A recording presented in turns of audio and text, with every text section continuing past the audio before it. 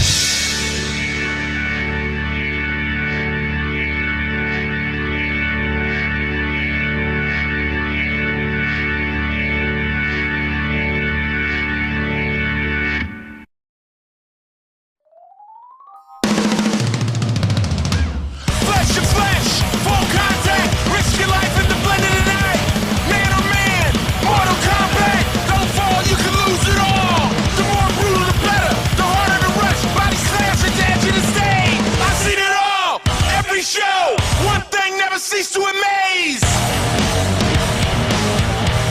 There's a bitch in the pit. A fucking bitch in the pit. There's a bitch in the pit. There's a bitch in the pit.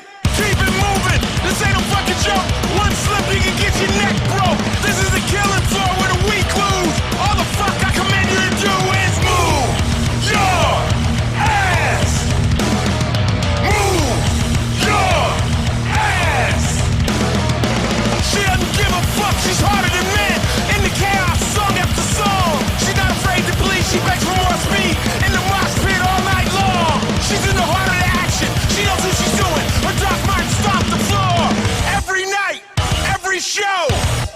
There's a bitch in the pit. There's a bitch in the pit. A fucking bitch in the pit. There's a bitch in the pit. There's a bitch in the pit. She came in a party. She's ready to rock. She said, let's ride or die. She ain't scared of nothing. She's ready to fight. She says she'll die tonight. She came in a party. She's ready to rock. She said, let's ride or die. She ain't scared of nothing. She's ready to fight. She says she'll die tonight.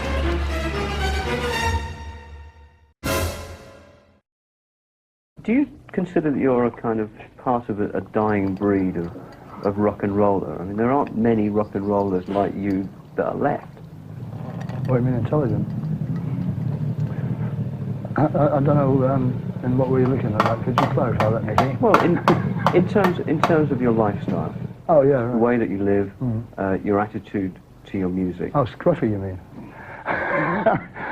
You are a rock and roller, and there aren't many rock and rollers like you left. Well, there aren't many people who remember rock and roll, you know, left in the music business. What there is are people who came up post-Beatles, more or less, what you've got. Pardon me, everybody. Can't help myself. I always loved rock and roll. I'm in love with rock and roll, you know. I mean, I can't keep a relationship with a woman going for more than a year because it just doesn't work in this business. You can't have the little woman on tour with you because that really doesn't work, you know. It's too tedious to go into why it doesn't, but believe me, it doesn't, you know. I've seen all sorts of bands fall to bits because the little woman was rabbiting in somebody's ear, you know. Because you came from a fairly sort of middle-class upbringing, didn't you? How come you've kind of turned out like this? This is middle class. Haven't you noticed? This is it. There's more people like this in the suburban homes of England than anybody realises, and soon we shall take over the world. Do you consider yourself middle class? I don't consider it class. You know, I consider myself rock and roll, which is classless. Well, it isn't, but heavy metal is, you know, whatever you want to call it. Does your mum ever come to the gigs? We come to sound checks now and again, but it's a bit loud for them, you know. I mean, my father's 80 now, my stepfather and my mother's over 70. I'm not getting any younger, you know. Do you feel age approaching? No, I don't feel it, no. Other people feel my age approaching them sometimes. I think this is the only business I could be in and look this good, you know, for 38 years old. I mean, if I worked in a bank, I'd look 90, you know. I'd like to talk to you about your image. I wondered yes. Well, I wondered if you ever wanted to look, say, like Brian Ferry or Mick Jagger, you know, sort of. Oh yes, I'd love to look like Brian Ferry. That's been one of the great disappointments, actually, that nobody ever mistakes me for Brian Ferry, you know. I do look up to Brian Ferry in a big way, you know. I tend to put him underneath a pedestal. But do you like the way you look? Oh, obviously, you couldn't live with this if you didn't, could you? You've kind of abused your body for a long time. Regular thrashing. Yeah. And you look really quite healthy. Yeah, but most people who've done what I've done don't. I mean, a lot of people, it's partly to do with what you take out of what's offered. You have to be selective, you know. And I've been offered heroin a lot, and I never had it. Not even once. Because I've got at least 300 good friends, and intelligent people too. It's not morons that do it. I've got at least 300 or 400 good friends who are dead now because of heroin, or you know, might as well be. Because it just takes everything away from you, that stuff. And I haven't been bribed, everybody. I hate heroin. And if I see anybody doing heroin at one of our gigs, I'll snap the needle in his arm and push the short end in. That'll stop him fixing.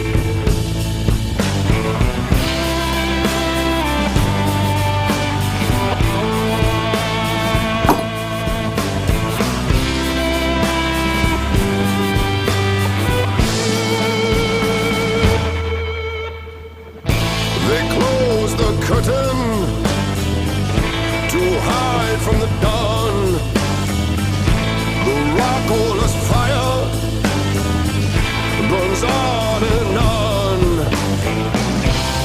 Have no fear of the dark of night. She walks before us, Our Lady of Electric Light.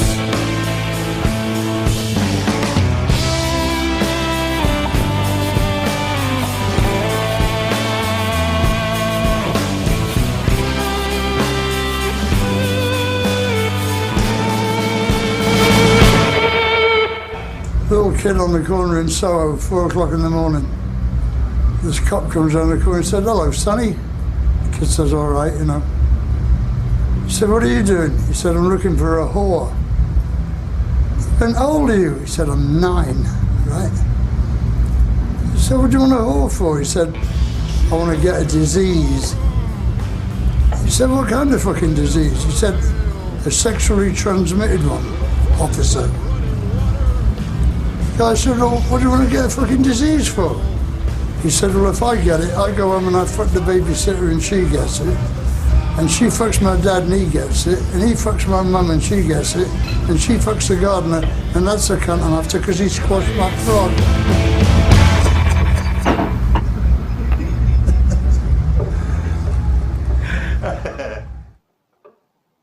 What would you want your epitaph to be? He enjoyed himself.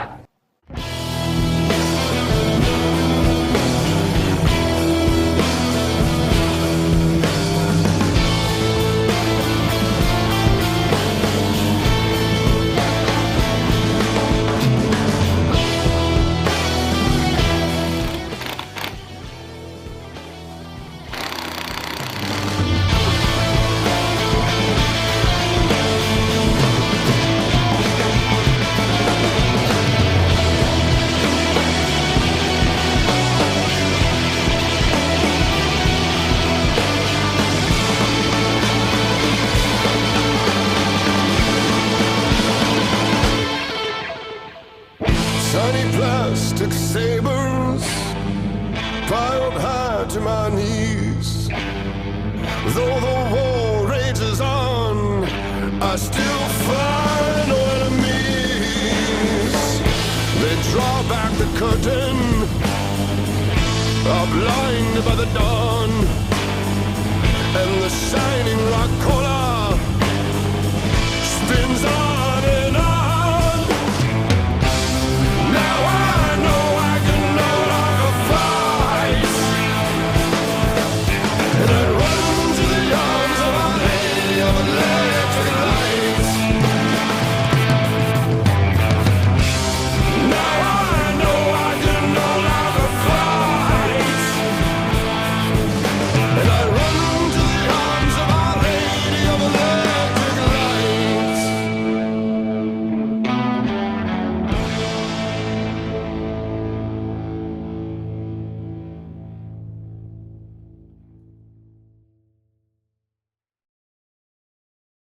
I thought that title was separate focus open. It's huge, isn't it? It's like, fuck you. It's a corn one. You could actually put a corn tile in this.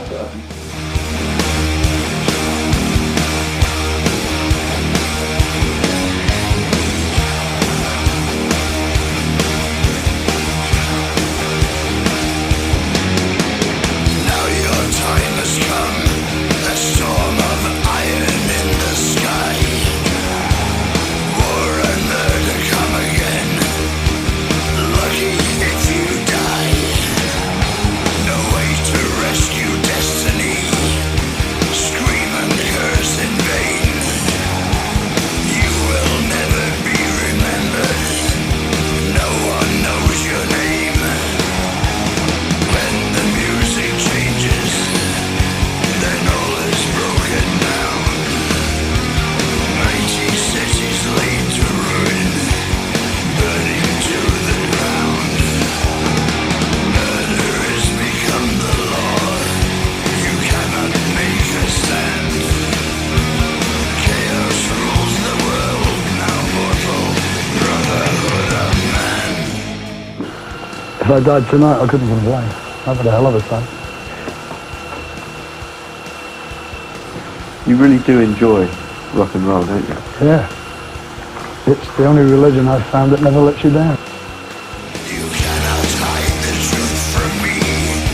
I know what's in your heart. Greed and jealousy, each equal. All your days now dark. Mighty mountains fall in dust. The world falls into hell. Faith in lying prophets. How do you sell a deaf guy a frog? Do you want to buy a frog? How do you make a dead baby float? 2 scoops of ice cream, 2 scoops of dead baby.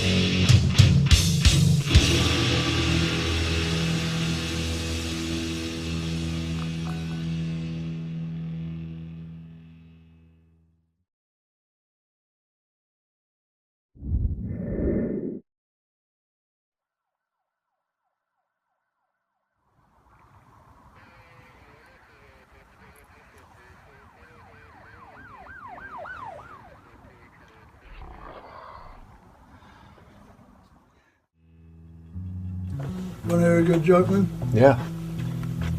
Jesus in heaven, right? Walking around checking everybody out, you know. It's his job, right? And everybody's fucking blissful, you know. Halo and that. He gets over to this little dark corner, there's a little fella there, a little guy, crying his fucking eyes out, right? And he just said, excuse me, he said, listen, this is heaven, do you understand? He said, like, this is special. He said, people go to church 5 times every Sunday, every week of their lives to get up here. He said, we can't let people fucking crying, it's just going to let the place down, you know. I mean, people are going to start copying in there where we would be, you know. The old guy says, I'm sorry, he said, I didn't mean to cause any trouble, but he said, when I was on earth, you know, I was just a poor carpenter and you had fuck all, you know. And the wife and the other little boys were like that, you know. So, I was hoping he'd go into the carpentry trade, wouldn't he, you know, but he said, when he was about 30, he said he had to go off on this mission with these 11 other guys into the desert. We never saw him again. He said, I was hoping, he said, you know, that when I came up here I'd find him again, you know, but it's all over the fucking place and I can't find him anywhere, he said. And it's really cracking me up. And Jesus, with tears streaming down his cheeks, goes, Father! And the guy goes, Pinocchio!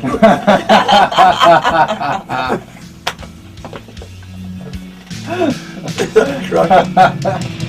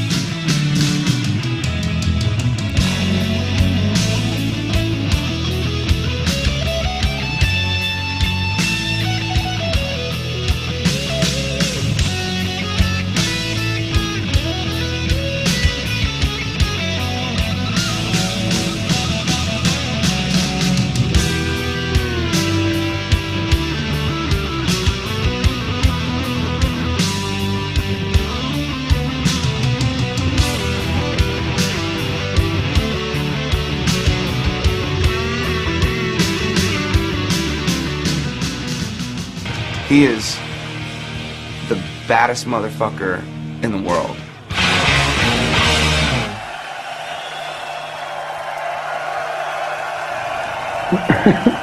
He had a great time, bye-bye. Don't cry over me.